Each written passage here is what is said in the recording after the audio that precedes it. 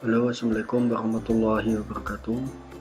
Di sini dalam modul 4 kita akan belajar tentang Mikrotik OS. Nah, sebelumnya yang harus kita persiapkan adalah VirtualBox. Kita buka dulu VirtualBox-nya. Nah, di sini kita buat baru. Nah, kita klik menu. Di sini kita namai Mikrotik. Nah, untuk tipenya kita pilih ke Linux. Nah, untuk versi sendiri kita pilih Linux Acer Linux. Nah, saya pakai yang 32 bit. Selanjutnya kita klik next. Nah, untuk memori 64 MB kita klik next, klik create. Nah, di sini kita pilih VDI, terus kita next. Selanjutnya dynamical allocated, kita klik next juga. Nah, untuk harddisk 80 GB cukup, kita create. Nah, sebelum kita jalankan, kita masuk menu setting dulu. Setting.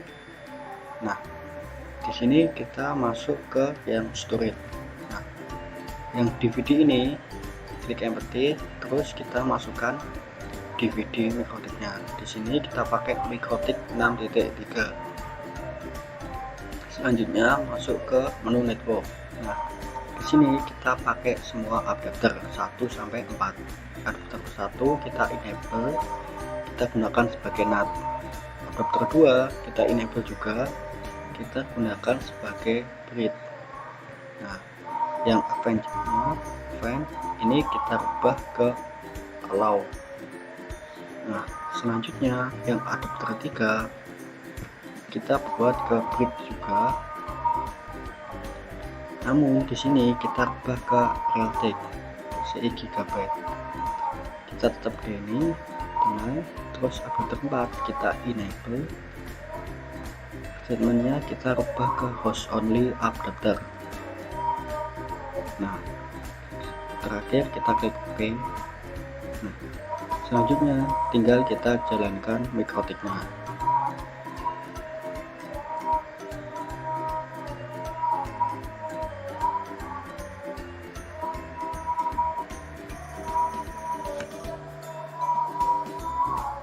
Kita tunggu sampai proses download. Nah, di sini akan ada tampilan welcome to Mikrotik.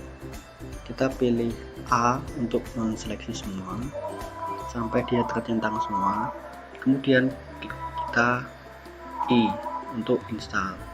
Ketika ada pertanyaan ini kita klik Y, continue, kita Y.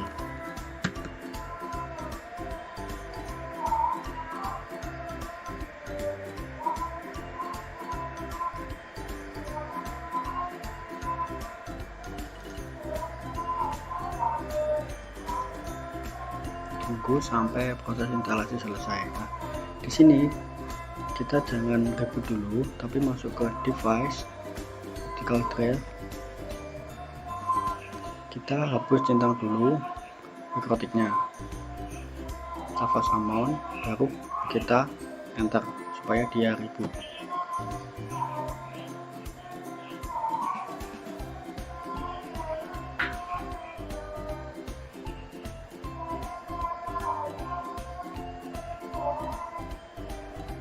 Nah, untuk pertama kali login, dia username-nya pakai admin, untuk passwordnya kosong.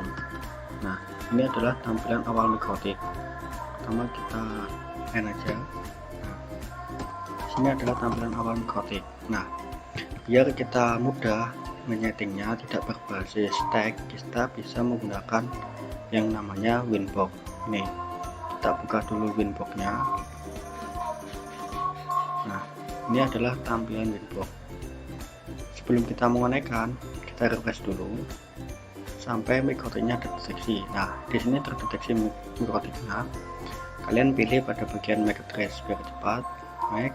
Nah, selanjutnya masih baru, loginnya admin, username-nya kosong, kita connect. Nah, ini adalah tampilan awal dari Mikrotik.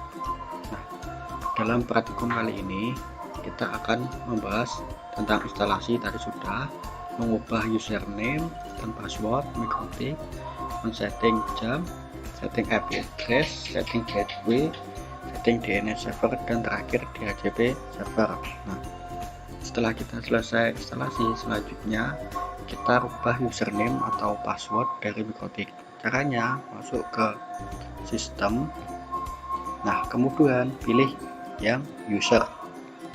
Nah, ini adalah tampilan dari user. Di sini ada admin. Kita double klik. Nah, di name kita rubah username-nya menjadi aktif misal. Nah, terus selanjutnya kita masuk ke menu password. Nah, di password ini kita masukkan password baru. Misal di sini gampang aja 123 123. Jadi Mikrotik kita punya username PIV dengan password 123. Apply. Oke, ini juga di apply, terus oke. Nah, jadi kita sudah berhasil merubah password dari Mikrotik, username dan password Mikrotik. Selanjutnya kita men-setting jam dari Mikrotik. Caranya gimana? Itu masuk ke sistem, terus NTP client. Nah, di sini NTP kliennya kalian enable, klik enable, di apply. Nah, sebelum di apply kita rubah primary NTP server. Nah, ini dikasih IP apa? IP dari VirtualBox yang ada di laptop 192.168.137.1. Ini IP-nya tergantung dari VirtualBox dari laptop kalian. Kita play, terus oke. Nah, selanjutnya kita mengganti jam Mikrotiknya. Sebelumnya tadi kan NTP dulu, terus masuk ke sistem clock. Kita rubah jamnya, kita rubah zona waktu. Nah, di sini time zone masih manual. Kita rubah ke Jakarta tentunya. Asia, pilih Jakarta, mana Jakarta? Jayapura. Nah, ini Asia Jakarta. Nah, kita apply. Nah, otomatis dia akan menyelesaikan jam dengan laptop. Di sini jamnya laptop itu jam 20.47 20 April 2020. Di sini juga 20.47 28 April 2020. Artinya sudah berhasil untuk setting jam. Kita oke. Nah, selanjutnya kita setting IP address. Caranya masuk ke menu IP, terus address. Nah, di sini kita akan menambah IP dari Ether 2. Di sini kan sudah Ether 1. Kita buat IP untuk Ether 2. Klik plus. Nah, di sini kita masukkan IP-nya. Misal Ether 2 akan saya bikin IP kelas C 192.168.1.1/4. Nah, untuk networknya, network kelas C 192.168.1.0. Nah, interface-nya mana? Kita akan menambah ke interface 2, Ether 2. Kita apply, terus oke. Nah, dia sudah otomatis nambah. Yang ini untuk Ether 1, ini IP Ether 2. Nah, selanjutnya kita membuat gateway. Caranya gimana? Masuk ke IP, kita pilih route, nih routers. Nah, di sini kita buat baru plus. Nah, destination-nya kita cukup 00 dengan gateway-nya kita pilih Ether 1. Ether 1 yaitu Ether yang terhubung ke laptop. Pilih Ether 1. Kita klik apply dan oke. Nah, dia sudah nambah di sini Ether 1. Nah, kita telah selesai untuk gateway. Nah, selanjutnya apa? Selanjutnya kita akan membuat DNS server. Caranya masuk ke IP, pilih DNS. Kita buat DNS server pun. Nah, untuk DNS server kita pakai IP dari Ether 2. Misal Ether 2 tadi punya IP 192.168.1.1. Nah, jika kita tinggal apply terus oke. Nah, DNS dari Ether 2 sudah berhasil.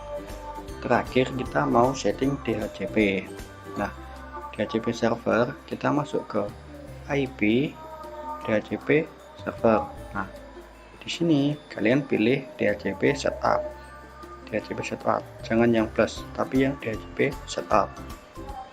Nah, di sini kita akan membuat DHCP server untuk enter berapa kita pilih enter 2, karena kita mau membuat DHCP server untuk enter 2. Kita pilih enter 2, klik next. Nah, di sini adalah network ID-nya dari enter 2. Sudah benar, kita next.